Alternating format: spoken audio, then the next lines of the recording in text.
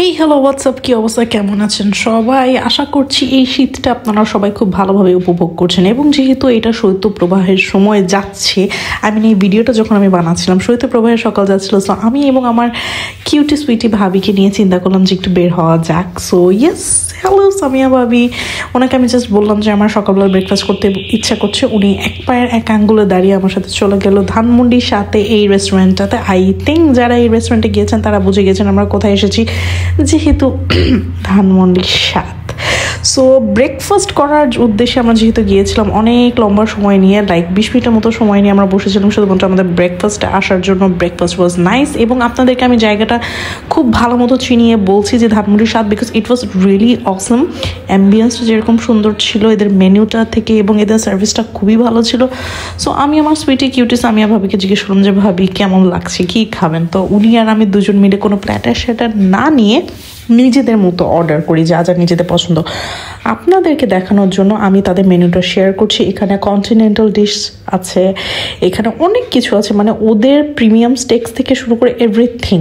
মানে ওদের ব্রেকফাস্টে যে মেনুটা সেটা তো ভালোই, ওটার পাশাপাশি ওদের যে এক একটা সেট মেনু আছে বা তন্দুরি চিকেনগুলো আছে, ওদের কিন্তু ফিশ আইটেমও অনেক আছে।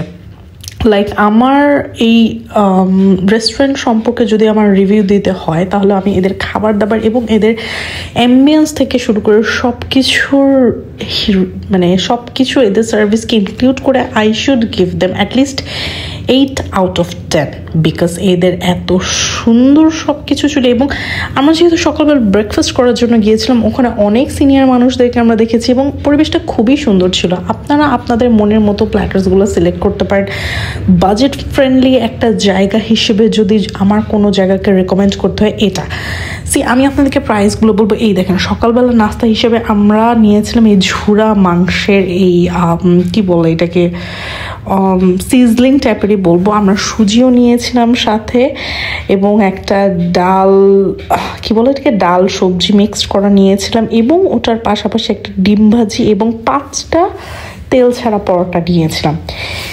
ও মাই গড, লাইক মাংসের এই ঝুরা সিজলিংটা এত মজা ছিল, আমি যে এডিট করছি মানে ও মাই গড, এত মজার। এই দেখেন দেখেন দেখেন, এত মজার এবং গরম গরম থাকতে সিজলিং টাইপের দেয় তো খুবই মজা। এবং এখানে বোনলেস মিট, পুরা মিট এবং একদম মানে বাসায় আমরা যেভাবে বেস্ট অ্যান্ড বেস্ট যেই ব্যক্তিটা আমাদেরকে মাংস রান্না করে দিতে পারে সেরকম একটা রান্না আমি বলবো।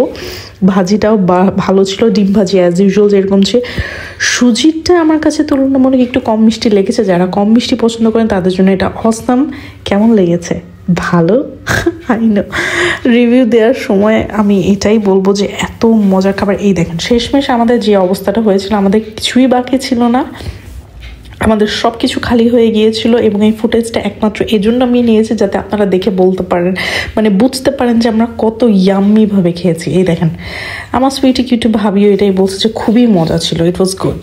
এবং আসলেই আমরা অনেক এনজয় করেছিলাম। অনেক দিন পর ব্রেকফাস্টের জন্য আউটিংয়ে যেহেতু আমরা গিয়েছিলাম, এই জায়গাটা জোস ছিল। পরবর্তীতে আমরা আমাদের চাকে এনজয় করার জন্য আমরা বাইরে বসে, বাপরে বাপ এত ঠান্ডা ছিল এবং আমাকে দেখেই কিন্তু বোঝা যাচ্ছে যে চাটা অনেক মজা। লাইক এটা আমি ফার্স্ট টাইম মেনুতে দেখলাম, সেটা হচ্ছে মশালা লাটে টি, মানে মশলা লাটে চা।